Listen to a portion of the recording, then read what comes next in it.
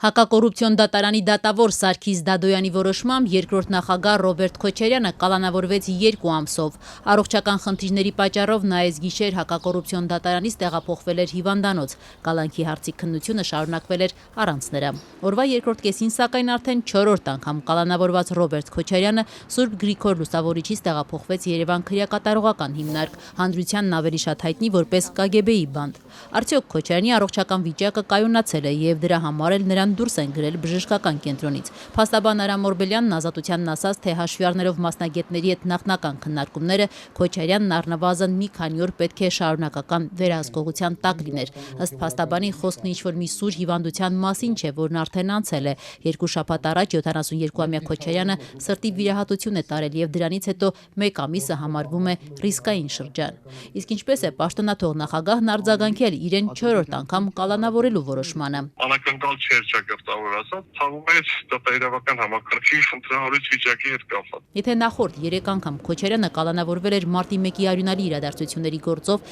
սահմանադրական կարգի տապալման հոդվածով, ապա այժմ նա մեղադրվում է պաշտոնեական լիազորությունների չարաշահմամբ, առանձնապես խոշոր չափերով, կաշառք ստանալու եւ փողերի լվացման հոդվածներով։ Կալանավորված երկրորդ նախագահը սակայն ըստ փաստաբանի չի հասկանում, թե իր որ գործողությունների համար են իրեն մեղադրում։ Օրբելյանի պնդմամբ մեղադրանքում որևէ կերպ նկարագրված չէ, թե կոնկրետ ինչ է արել Ռոբերտ Քոչարյանը, իր որ քայլով է չարաշահել պաշտոնեական լիազորությունները, որի արդյունքում էլ խախտում է արձանագրվել։ Օրբելյանի խոսքով մեղադրանքում պարզապես նկարագրված են այլ անձանց գործողություններ, բայց վերջում խմբային պատասխանատվությունը դրվել է Քոչարյանի վրա։ Ազատությունը մեղադրող կողմի հիմնավորումներին անձամբ ծանոթանալու հնարավորություն չի ունեցել։ Նկարագրված չի, որպեսզի մենք հենց քննարկենք հիմնավորը, թե հիմնավոր չի։ Իրավապահները պնդում են, որ Ռոբերտ Քոչարյանն իր նախագահության ընթացքում իր հետ մտերիմ անձանց հետ նախնական համաձայնությամբ պաշտոնեական դիրքը օգտագործելով տարբեր շինծ ու հիմքերով պետական սեփականությունից առանձնացրել եւ շուկայականից էականորեն ցածր գներով ձեռք է բերել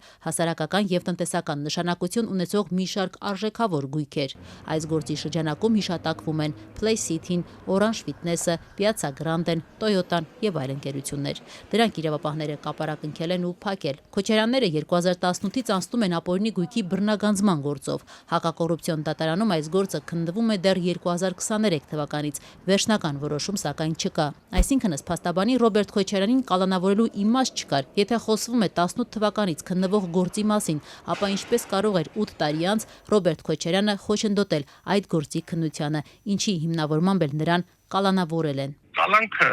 կիրառվել է որպես պատիժ։ Սա շատ կարևոր է, որ կալանքը որպես պատիժ չի կարելի կիրառել։ Toyota Երևան ընկերությունում Ռոբերտ Քոչարյանի ընտանիքը 30% բաժնեմաս ունի, հողի հետ կապված խնդիր ունի։ Օրինակ իմացել են, որ Օրանժը Ռոբերտ Քոչարյանի ընտանիքինն է։ Օրինակ իմացել են, որ Պարոնյան 8 հասցեի շենքը Ռոբերտ Քոչարյանի ընտանիքինն է։ Վարչապետ Նիկոլ Փաշինյանը մինչդեռ այսօր կրկին թվարկում էր Քոչարյանների հետ փոխկապակցված ընկերությունների անունները, միաժամանակ հարց տալով իրավապահ համակարգին, ինչ են արել նրանք իմանալով այդ գույքերի գոյության մասին, ինչու քրեական գործեր չեն քննվել։ Փաշինյանը ուներ իր իսկ տված հարցի պատասխանը։ Որովհետև Քոչարյանասերժական մաֆիան իր շոշափուկները ունեցել է եւ դեռևս ունի Հայաստանի դատաիրավական համակարգում։ Որ նախկինները իրենց յուրայինները ունեն իրավական համակարգում, ըստ Փաշինյանի ցույց է տալիս այն, որ Քոչարյանները նախապես տեղյակ են եղել ԱԱԾ-ի ժամանման մասին, նրանց դիմավորելով բարի գալուստ ԱԱԾ եւ քննչական կոմիտե գրությամբ հատուկ պաստառով։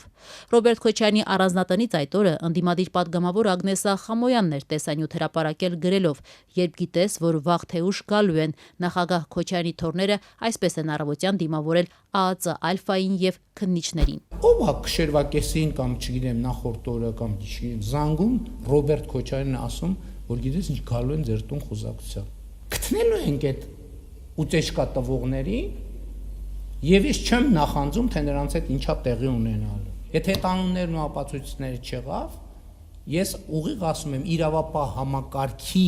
իմ որոշումների տիրույթում գտնվող հատվածում զանգվածային ազատումներ են լինելու։ Այլ որ չասեք, զանգվածային մտնելու եմ շենք, ով աչքից դեմը դուրս եկավ, հրաման եմ տալու ազատելու։ Հա?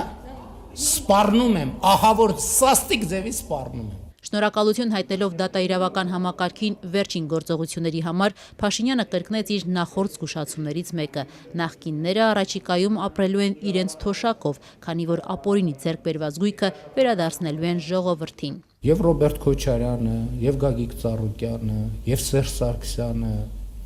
ամսի 1-ը որ մոտենա, պետք է հեռախոսը բացեն։ Դրանց թոշակը նստելա թե չէ։ Ինչու է մեկուսացնում բոլոր հիմնական ընդդիմադիր ուժերի առաջնորդներին։ Սամվել Կարապետյանը տնային կալանքի տակ է, Գագիկ Ծառուկյանը կալանքի տակ է, հիմա էլ նախագահ Քոչարյանը։ Ընդդիմադիր Հայաստան խմբակցության падգամավորներն այսօր խորհրդարանում անդրադառնալով իրենց առաջնորդ Ռոբերտ Քոչարյանի կալանավորմանը պնդում էին, այստեղ անձամբ Ռոբերտ Քոչարյանի խնդիրը չէ, դատվում են եւ դատվելու են բոլոր նրանք, ովքեր դեմ են արտահայտվում Նիկոլ Փաշինյանին։ Մեզ բոլորիս տանում են նոր զիջումների, նոր էական, կենսական նշանակություն ունեցող զիջումների եւ այդ ֆոնին պետքա վախի մթնոլորտ տարածել, մեկուսացնել հիմնական քաղաքական ընդդիմադիրներին։ Իդեպ Հայաստան դաշինքի առաջնորդ Ռոբերտ Քոչարյանը ընդամենը 2 ամիս առաջ այս հունիսին էր պատասխանել հարցին, թե ինչ է անելու, եթե կրկին, այսինքն 4-րդ անգամ կալանավորվի։ Գրքի շարունակությունը կգրեմ։ Ժամանակ չեմ գտնում, ուղղակի գրքի երկրորդ հատորը գրել։